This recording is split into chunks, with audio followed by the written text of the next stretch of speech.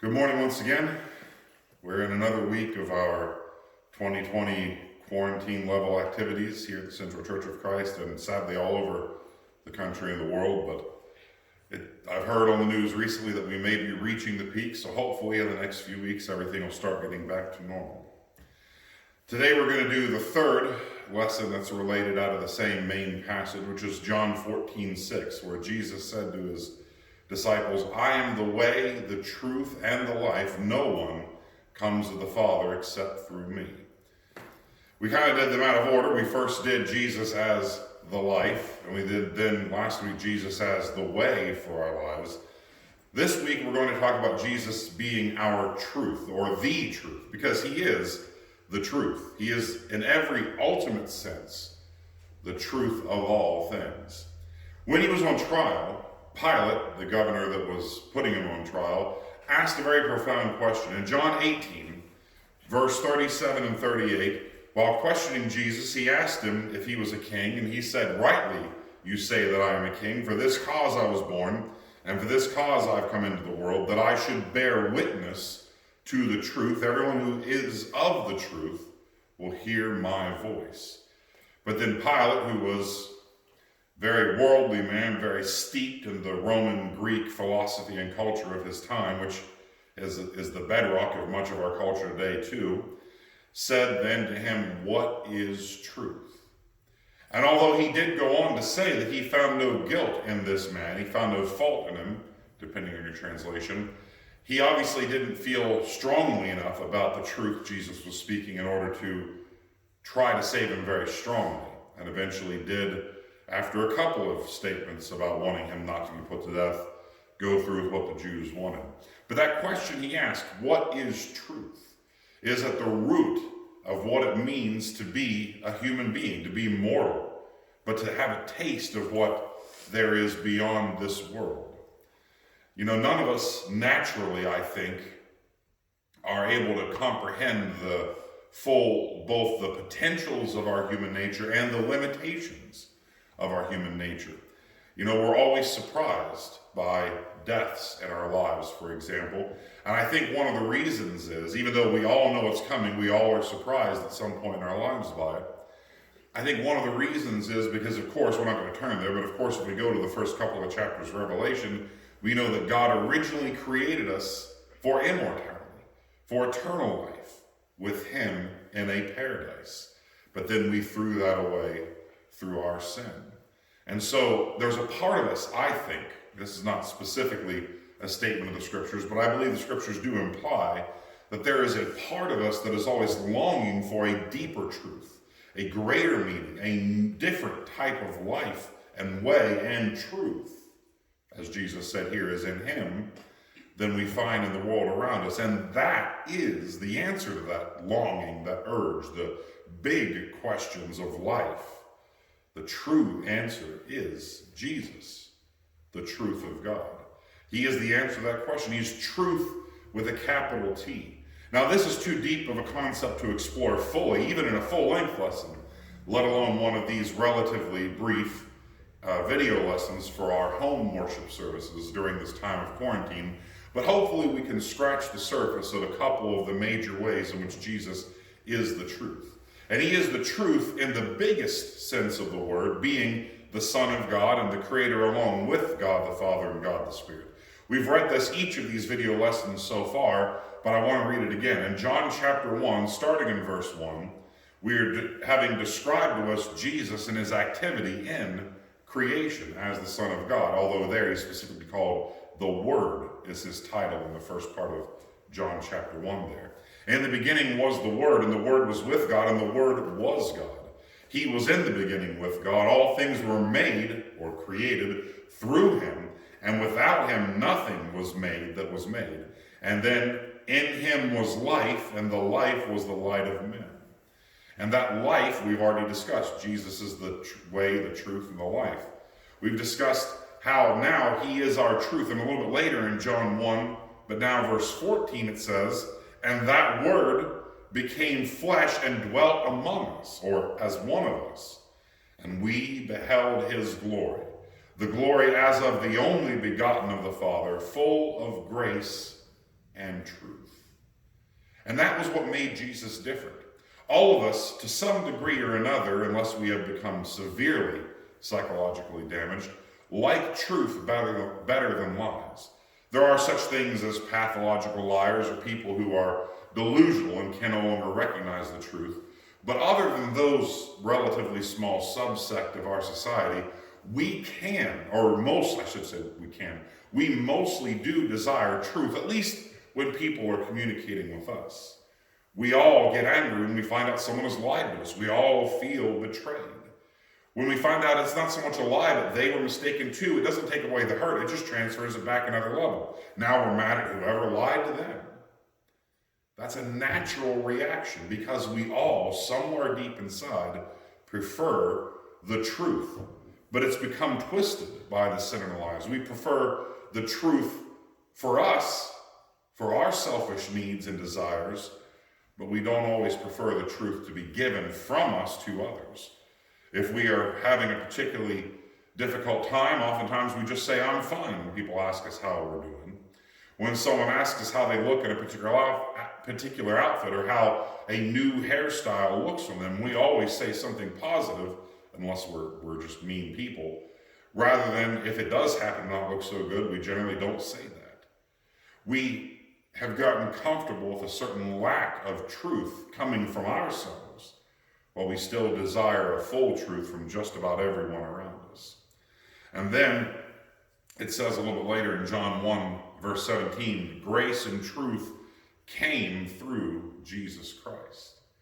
And so, in many ways, the world, until Christ, had become lost in a complete lack of truth. The law of Moses was true, but it wasn't the type of deep truth, or at least it wasn't obviously the type of deep truth that we all seek. It was in there, and whenever we do get back to our services, those members here at Central remember on the Sunday morning adult class, we're going through the Old Testament, and there's a lot of good, deep stuff in there, but it's almost concealed in symbols and metaphors and foreshadowings.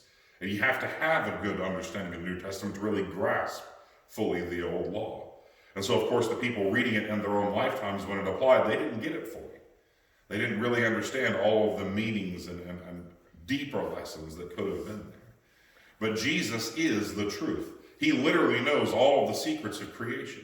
You're not going to be able to turn to the Bible and find the proper compression ratio for tuning up your engine. You're not going to be able to do that, but it doesn't mean the Lord doesn't know that. It just wasn't part of his inspired word. You're not going to be able to turn to a particular passage of the Bible and find out specifically why, the scientific reason why, I should say, the sky is blue, but there is an answer.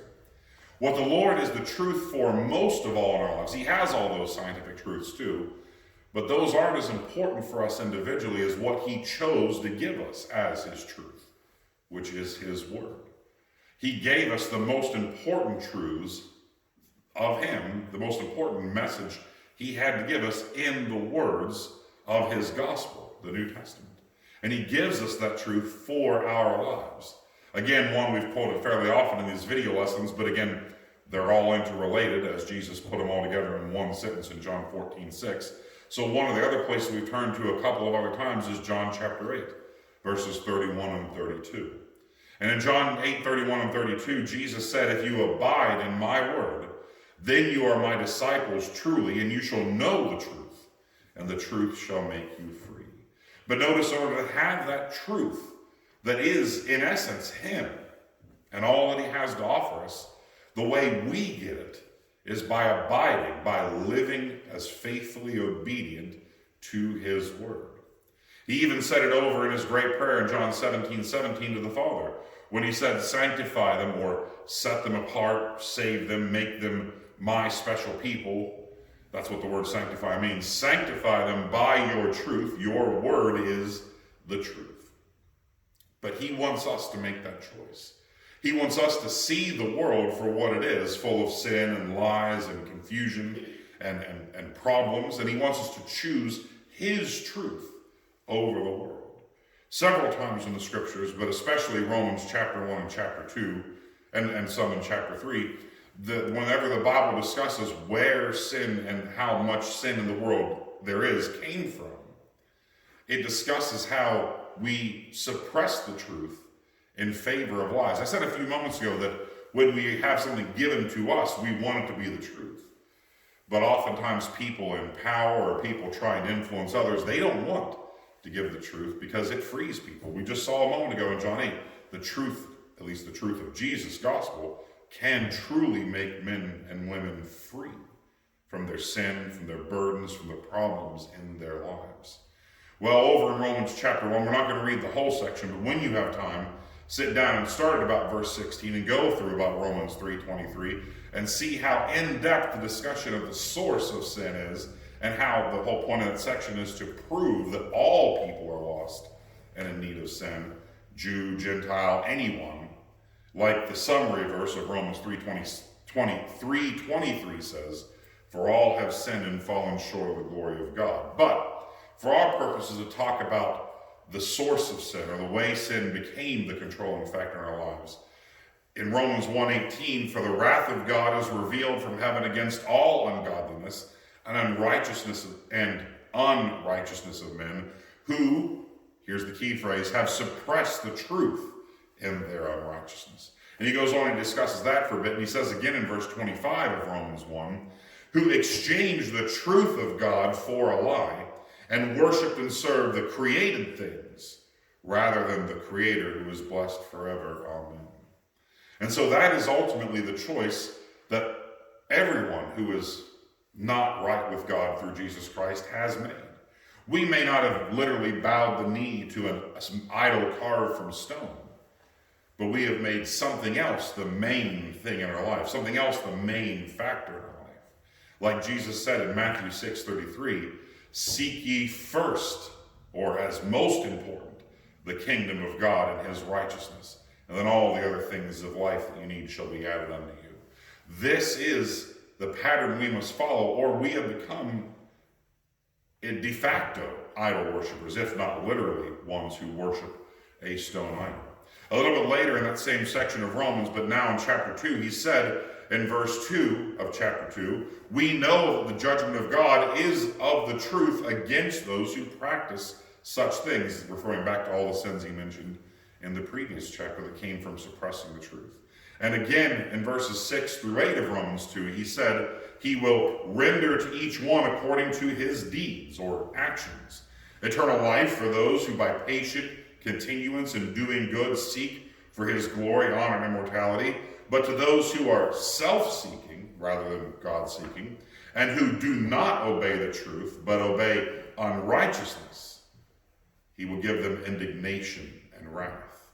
Now it goes on, we've even read from Romans 6, which is just a couple chapters later, one of the high points of how we get away from this, how we must obey the pattern of the gospel in being buried with him in baptism into his death, so that we can then rise to walk in a new life. But Jesus said it even more simply, and for the sake of a brief lesson, I'm going to quote what he said. In Mark 16, verses 15 and 16, as part of his Great Commission, he said to his apostles, "Go into all the world and preach the gospel to every creature. He who believes and is baptized shall be saved, but he who does not believe shall be condemned." This is the most simple way to state the pattern he requires. He requires knowing his word and then doing his word, starting with belief and baptism, but those are not the only commands that were required, in order to be right with him. That's how, as he says in John 3:5, we are born again of the water and the Spirit. And so in the big picture sense of things, Jesus is indeed the truth that we are all following. And of course, as usual, the big picture takes up most of the conversation, but for just 1 or 2 minutes left, let me say there are many daily living ways in which Jesus is also the truth for our lives. Like it says in Psalm 119:105, "Your word is a lamp to my feet and a light to my path." A very poetic way of saying that in our daily moral and ethical decisions, we will go wrong. We will stumble as if in a dark forest path unless we are following his word. Everyone talks about love. Love is almost idolized in our society today, but true, actual, unconditional love is only possible through the truth. And the greatest love passage in the scriptures in 1 Corinthians 13, and especially verse 6, one of the things it says is love does not rejoice in iniquity, or literally, lawlessness or disobedience, but it rejoices in the truth. We cannot have real love without real truth.